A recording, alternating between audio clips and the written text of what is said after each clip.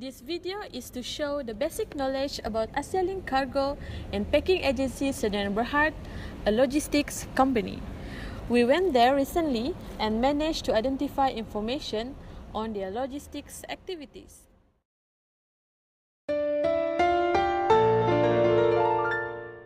For transportation, Asialink provide wide-range services within the state of Sabah and Sarawak, which is accessible by road. For the towns, which only can be accessed by water, they provide transshipment services.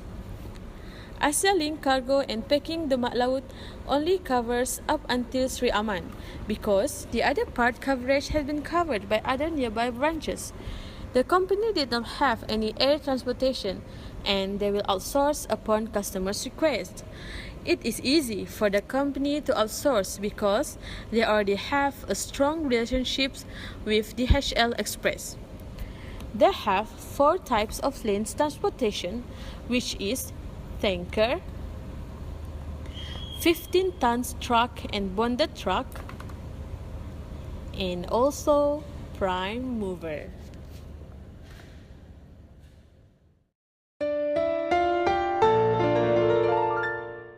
Warehousing and inventory management.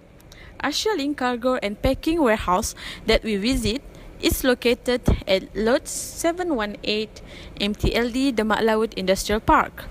The warehouse is divided into 2 sections, which is lubricant area, and the second section is for others items, include foods, fashions, and others. The shelf in the warehouse for placing the item had been arranged according to 3 conditions, which is fast, medium, and slow moving items. And the fast shelf is located nearby the loading bay area. The arrangement of the warehouse was designed to ensure smooth movement of the items and to increase the efficiency. For industrial packaging, only if been requested by customers, Asialink worker will repackage the items because Asialink doesn't have their own official packaging.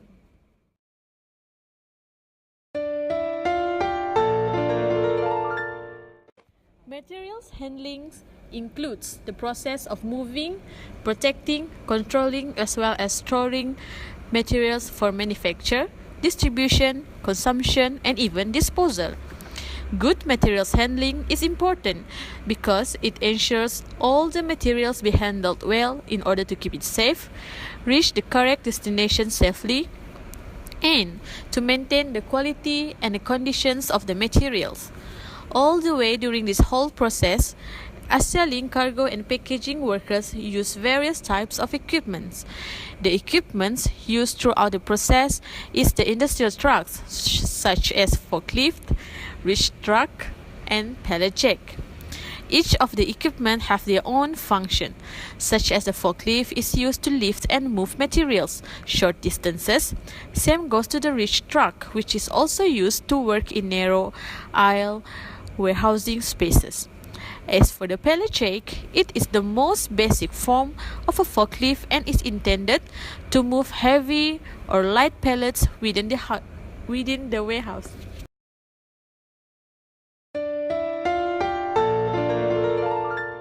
To keep the inventory in control and works efficiently, Asialink uses the FIFO, which is the first in and first out method, cycle count, where they usually perform once a month, and a physical inventory count, in which will be done twice a year.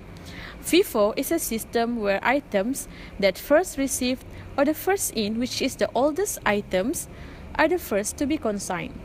This system is helpful because it gives benefits to the Asialink's logistics in terms of reducing spoilage, mitigate obsolescence, risk, and quality control. The cycle count is an inventory management approach where part of an inventory is counted for about once a month. A counting schedule is developed and specified areas of inventory are checked according to the schedule. Cycle counting provides many benefits, such as accuracy and pilferage reduction, productivity, and improved expediting, reduced management time, and less safety stock.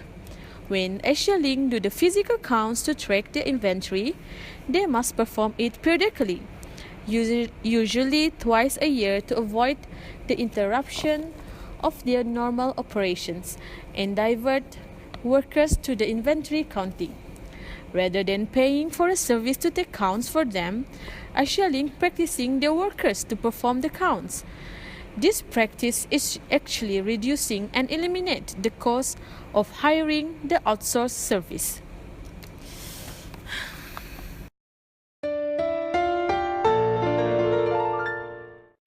For order fulfillment, Asialink lead time or the SLA date is 5 to 10 working days.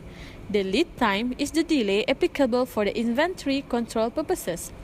This delay is typically the sum of the supply delay, that is, the time that Asialink takes to deliver the goods once an order is placed, and the reordering delay, which is the time until an ordering opportunity arises again.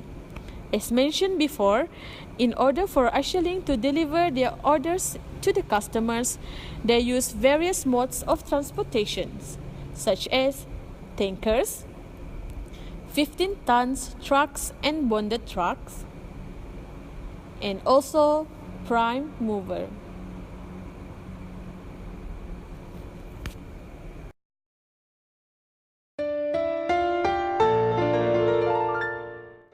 Demand forecasting is about business estimates important information about the market, their work, and the markets they plan to seek after.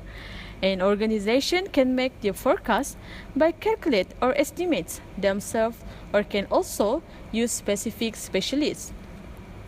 As for Asialink, they believe that by having a demand forecasting can help them in making better plant production, financing, and labor. The advantage that Asialink gains from this demand forecast is efficient supply chain scheduling.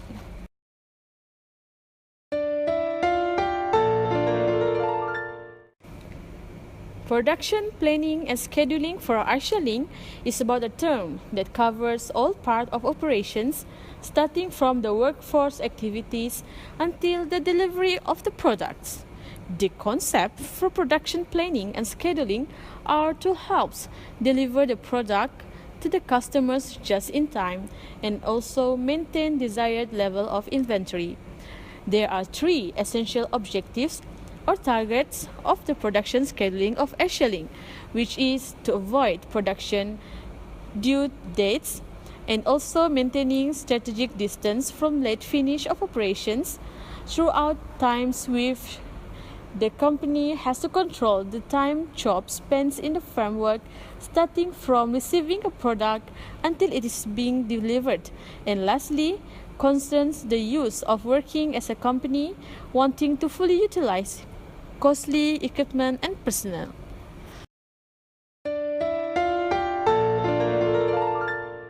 Procurement is the business administration work that guarantees identification, sourcing, access, and administration of external resources that a company needs or may need in order to achieve target objective. This procurement exists to investigate supply market and to actualize resourcing techniques that can convey the most ideal supply outcome to the company and customers. Asialink is a third-party logistics 3PL service which is a provider of outsourced logistics services.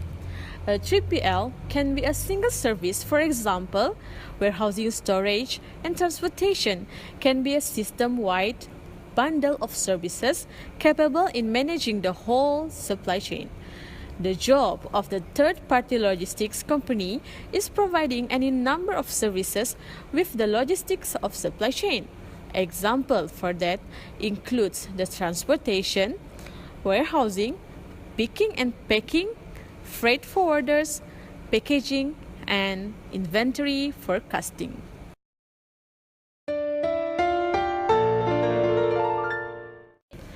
A customer service is an agent or representative that interacts with a company customers in order to give them information to address any inquiries regarding to products and services. In Asialink, they provide EDP, which is Electronic Data Processing, not eau de perfume, yeah? Computer tracking system in order for customer to know the precise status of cargo from the starting pickup point until the final destination. Next, they also provide hotline that is directly connected to their office. Besides, customers are also welcome to go directly to the warehouse itself to have a direct deal.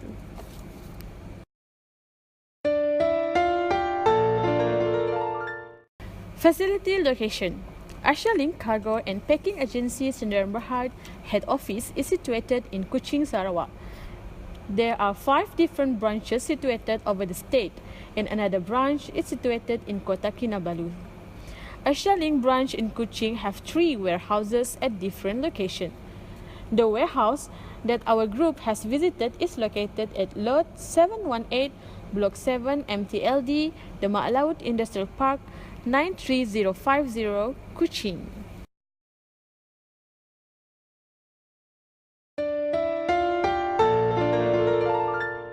As for return goods handling, Asialink uses the LSC or return product to stock process when handling their return goods. The first step in this process is Asialink will verify whether the customer really cannot receive the product. Once it is verified that customer cannot receive the product, Asialink will call the scheduler with variation to plan what to do with the product. Next, Asialink will recommend the driver to return the product to the warehouse or depot. Once returned to depot, they will provide a proof of delivery, POD, to the vehicle scheduler. After providing POD to the vehicle scheduler, Asialink will perform POD according to what customers receive. After that, they will email CSC Customer Service Center with variation to delivery. Asialink then will investigate if the line of business LOB is customer's fault or not. If the customer is faulty, they will raise left on board surcharge. But if it is not the customer's fault, Asialink will document and close the case, and the return goods will be sent back, or Asialink will dispose the goods themselves.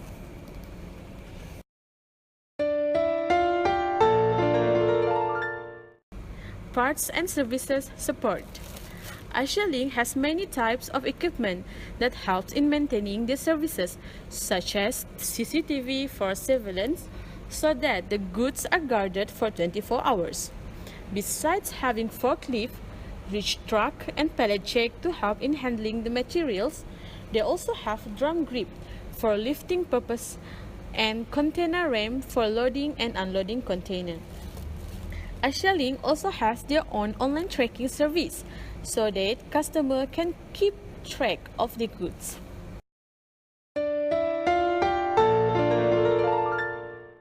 For salvage and scrap disposal process, goods that can be salvaged will be sent back. Goods that cannot be salvaged is considered scrap and will be disposed. For example, goods that have exceeded the expiration date, such as lubricants.